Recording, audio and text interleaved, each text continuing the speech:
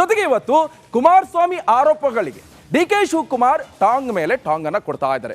ನನ್ನ ಮೇಲೆ ಕಣ್ಣು ಹಾಕಿದ್ರು, ಕುಮಾರಸ್ವಾಮಿ ಅವರು ಸರ್ವನಾಶ ಆಗ್ತಾರೆ, ಕುಮಾರಸ್ವಾಮಿಯನ್ನ ಹುಚ್ಚಾಸ್ಪತ್ರೆಗೆ ಸೇರಿಸೋಣ, ಪಾಪ ಮೆಂಟಲ್ ಆಗ್ತಿದ್ದಾನೆ ಅಂತ ಕಾಣಿಸುತ್ತೆ, ನನ್ನ ಹಾಗೆ SMK ಸಂಬಂಧ ಏನು ಅಂತ ಅವರಿಗೇನು ಗೊತ್ತು, ಹೌದು ನಾವು ಬಡವರು ಹೊಲ ಉಳ್ಕೊಂಡು ಇದ್ವಿ, ಆದ್ರೆ ಏನ್ ಮಾಡೋ ಸ್ವಾಮಿ, ಇವಾಗ ರಾಜಕಾರಣಿ ಆಗಿದ್ವಿ, ಉಪಮುಖ್ಯಮಂತ್ರಿ ಆಗಿದ್ವಿ, ಈಗೆಲ್ಲ ಹೇಳ್ತಾ ಕೇಂದ್ರ ಸಚಿವ ಕುಮಾರಸ್ವಾಮಿ ವಿರುದ್ಧ ಸಾಕಷ್ಟು ವಾಗ್ದಾಳಿಯನ್ನು ನಡೆಸಿದ್ದಾರೆ ಉಪಮುಖ್ಯಮಂತ್ರಿ ಡಿ ಕೆ ಶಿವಕುಮಾರ್ ಅವರು. SMK ಅಂತ ಹೇಳಿದ್ರೆ SM ಕೃಷ್ಣ ಅವರು ಹಾಗೆ ಡಿ ಕೆ ಶಿವಕುಮಾರ್ ಅವರ ಸಂಬಂಧ ಯಾವ ರೀತಿಯಾಗಿದೆ ಅದು ನನಗೆ ಗೊತ್ತು, ಕುಮಾರಸ್ವಾಮಿಗೆ ಏನು ಗೊತ್ತು. ಬನ್ನಿ ಹಾಗಾದ್ರೆ ಕುಮಾರಸ್ವಾಮಿ ವಿರುದ್ಧ ಡಿ ಕೆ ಶಿವಕುಮಾರ್ ಏನ್ ಹೇಳಿದ್ದಾರೆ ನೋಡ್ಕೊಂಡು ಬರೋಣ. ಹುಚ್ಚಾಸ್ಪತ್ರೆಗೆ ಸೇರ್ಸೋಣ,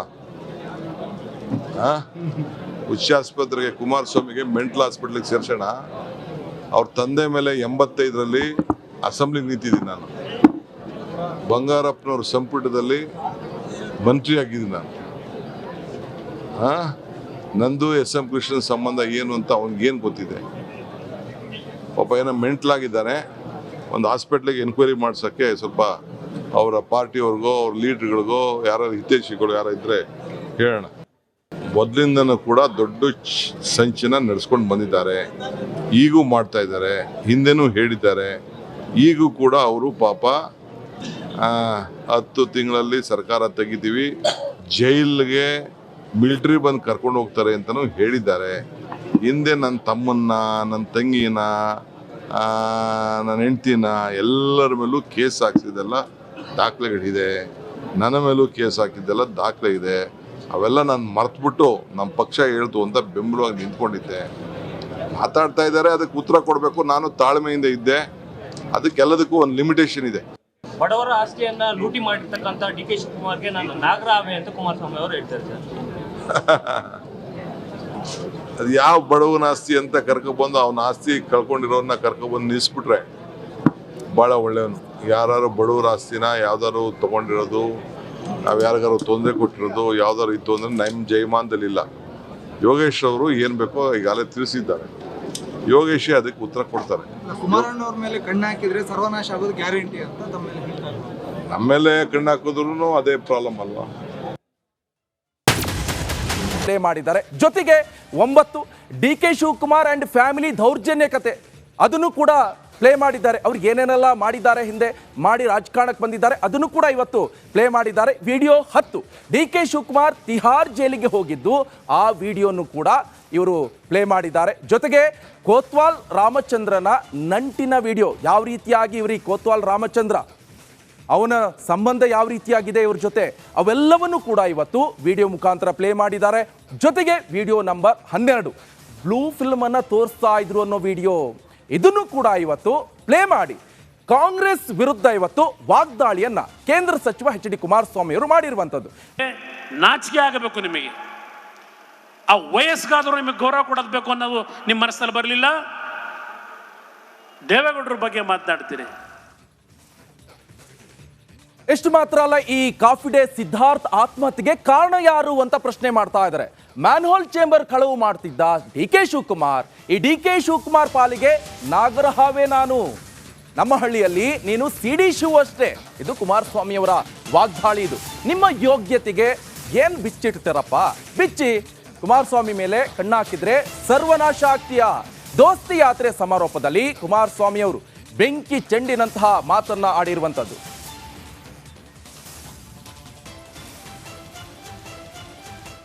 ಹೇಳಿದ್ದಾರೆ ಶಿವಕುಮಾರ್ ಅವರು, ನನ್ನ ಮಗನ ರಾಜಕೀಯದ ಭವಿಷ್ಯಕ್ಕೆ ನನ್ನ ಅಣ್ಣನ ಮಗನನ್ನ ಜೈಲಿಗೆ ಕಳಿಸಿದ್ದೇನೆ ಅಂತ ಹೇಳಿ ನನ್ನ ಮೇಲೆ ಈ ವೇದಿಕೆ ಮೇಲೆ ಹೇಳಿದ್ದೀರಿ. ಆ ತಾಯಿ ಚಾಮುಂಡೇಶ್ವರಿಯ ಸನ್ನಿಧಾನದಲ್ಲಿ ನಿಂತು ಮಾತಾಡ್ತಾ ಇದ್ದೇನೆ. ಮಿಸ್ಟರ್ ಶಿವಕುಮಾರ್, ಯಾವ SM ಕೃಷ್ಣ ಅವರು ಕೊತ್ವಾಲನ್ ಜೊತೆ ಜೀವನ ಮಾಡ್ಕೊಂಡಿದ್ದಂತ ನಿಮಗೆ ರಾಜಕೀಯದಲ್ಲಿ ಜನ್ಮ ಕೊಟ್ಟಿದ್ರು.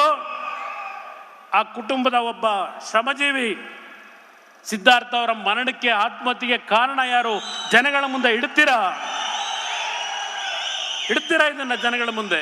ಕುಮಾರಸ್ವಾಮಿ ನನ್ನ ಅಧ್ಯಕ್ಷತೆಯಲ್ಲಿ 136 ಸ್ಥಾನ ಕೊಟ್ಟಿದ್ದಾರೆ ಈ ನಾಡಿನ ಜನತೆ ಸರ್ಕಾರ ಮಾಡಲಿಕ್ಕೆ. ನೀನು ಜನತಾದಳದ ಅಧ್ಯಕ್ಷನಾಗಿ ನಿನಗೆ 19 ಸ್ಥಾನ ಕೊಟ್ಟಿದ್ದಾರೆ.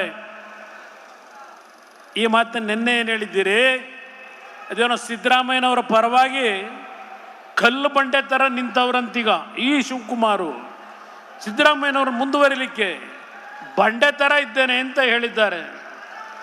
ಬಹುಶಃ 2018-19 ಇದೇ ಬಂಡೆ, ಕನಕಪುರದ ಬಂಡೆ ಕುಮಾರಸ್ವಾಮಿಗೆ ಟ್ರಬಲ್ ಶೂಟರು, ಕುಮಾರಸ್ವಾಮಿ ರಕ್ಷಣೆ ಮಾಡೋನು ಅಂತ ಹೇಳಿ ಮಾಧ್ಯಮದ ಸ್ನೇಹಿತರು ಭಾಳ ಸ್ಟೋರಿ ಮಾಡಿದ್ರಿ. ಆ ಬಂಡೆ ನಂಬ್ಕೊಂಡು ಹೋಗಿದ್ದಿಗೆ ನನ್ನ ತಲೆ ಮೇಲೆ ಬಂಡೆ ಬಿದ್ದಿದ್ದು. ಆ ಬಂಡೆ ಸ್ವಲ್ಪ ದೂರ ಇಟ್ಟಿದ್ರೆ ಏನೂ ಆಯ್ತಿರ್ಲಿಲ್ಲ ನನಗೆ. ಈಗ ಪಾಪ ಸಿದ್ದರಾಮಯ್ಯನವರಿಗೆ ಈಗ ಬಂಡೆ ಥರ ನಿಂತ್ಕೊತಾರಂತೆ, ಅಲ್ಲಿಗೆ ಮುಗೀತು ಅಂತ ತಿಳ್ಕೊಂಬಿಡಿ ರಾಜ್ಯದ ಜನ. ಜಂತ್ಕಲ್ಲು ನನ್ನ ಮೇಲೆ ಅಧಿಕಾರಿ ಏನೋ ಬರೆದ್ಬಿಟ್ಟಿದ್ದ, ನನಗೆ ಗೊತ್ತಿಲ್ಲ, ನಾನು ಸೈನ್ ಹಾಕಿಲ್ಲ ಅಲ್ಲಿ. ನಾನು ಅಧಿಕಾರಿ ಯಾಕೆ ಆ ಥರ ಬರದ ಅಂತ ಹುಡುಕೊಂಡು ಹೋದ್ರೆ ಅವನು ಯಾರೋ ಆ ಮೈನ್ನ ಬೇಕು ಅಂತ ಹೋದನು ಆ ಮೆಟೀರಿಯಲ್ ಎತ್ತಲಿಕ್ಕೆ. ಅವನ ಹತ್ರ 20 ಲಕ್ಷ ಚೆಕ್ಕಲ್ಲಿ ದುಡ್ಡು ತಗೊಂಡಿದ್ದು ಹುಡುಕ್ದೆ. ಕೋರ್ಟ್ ಮುಂದೆ ಇಟ್ಟಾಗ ನನ್ನ ಮೇಲೆ ಬರೆದಂಥ ಅಧಿಕಾರಿ ಜೈಲಿಗೆ ಹೋದ. ಇದು ಕುಮಾರಸ್ವಾಮಿ ಮೇಲೆ ಶಿವಕುಮಾರ್ ನೀನು ಕಣ್ಣು ಹಾಕಿದ್ರೆ ಸರ್ವನಾಶ ಆಗ್ತಕ್ಕಂಥ ಕಾಲ ಭಾಳ ದೂರ ಇಲ್ಲ. ಆ ತಾಯಿ ಚಾಮುಂಡೇಶ್ವರಿ ತೆಗಿತಾ ಹೋದ್ರೆ ನಿಮ್ಮ ಬಂಡವಾಳಗಳು.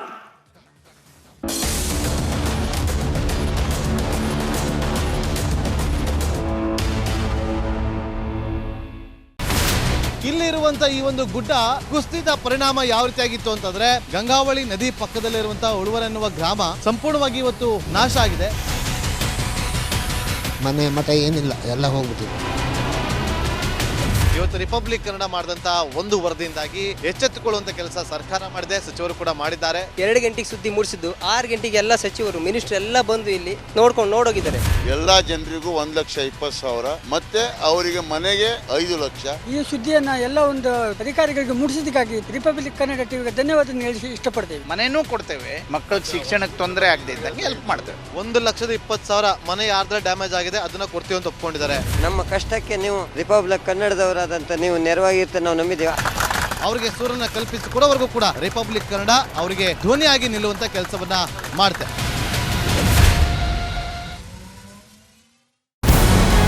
ನಮಸ್ಕಾರ, ಕರ್ನಾಟಕ ಪ್ರೈಮ್ ಟೈಮ್ಗೆ ಸ್ವಾಗತ.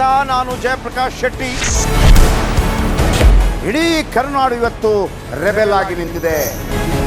ಈ ಹಗರಣಗಳನ್ನು ಸದನದಲ್ಲಿ ಪ್ರಸ್ತಾಪ ಮಾಡಲು ಕೂಡ ಕಾಂಗ್ರೆಸ್ ಹಿಂದೇಟು ಹಾಕಿದ್ದೇಕೆ? ನಿಮ್ಗೆ ಸಂಬಳ ಅದಕ್ಕೆ, ನಿಮಗೆ ವಾಹನ ಅದಕ್ಕೆ, ನಿಮಗೆ ವೆಪನ್ ಅದಕ್ಕೆ, ನೀವು ಅದನ್ನು ಸೆರೆ ಹಿಡಬೇಕಾಗಿತ್ತು. ನೀವು ವಿದ್ಯುತ್ ಬರ ಇದೆ ಅಂತ ಹೇಳ್ತಾ ಇದ್ದೀರಿ, ಎಲ್ಲಿ ಬರ ಇದೆ ನೀವು ಹೇಳಬೇಕು. ಪಾಕಿಸ್ತಾನ್ ಆಕ್ಯುಪೈಡ್ ಕಾಶ್ಮೀರ್ ಅದು ಎಂದೆಂದಿಗೂ ನಮ್ಮದು. 40 ಮೆಷಿನ್ಗಳು ತಂದಿತ್ತು ನೋಟ್ ಎಣಿಸುವುದಕ್ಕೆ, ಅದೇ ಹಾಳಾಯಿತು. ಮಥುರಾದ ಗಲಾಟೆ ಇದೆಯಲ್ಲ, ಅದು ಸ್ಥಳೀಯವಾಗಿ ಕೂತು ಪರಿಹರಿಸಬಹುದಾದಂಥ ಕಾನೂನಿದೆ. ಗ್ಯಾರಂಟಿ ಯೋಜನೆಯಿಂದ ನಷ್ಟ ಆಗಿದೆ, ಲಾಭ ಆಗಿದೆ, ದಯವಿಟ್ಟು ಹೇಳಿ. Dawood Ibrahim most wanted criminal ಯಾವಾಗಾದ ಅಂದರೆ ಇಲ್ಲಿ ತನಕ ಭಾರತ ದೇಶದಲ್ಲಿ ಓರ್ವ ದಲಿತ ಪ್ರಧಾನಿಯಾದಂಥ ಇತಿಹಾಸವೇ ಇಲ್ಲ.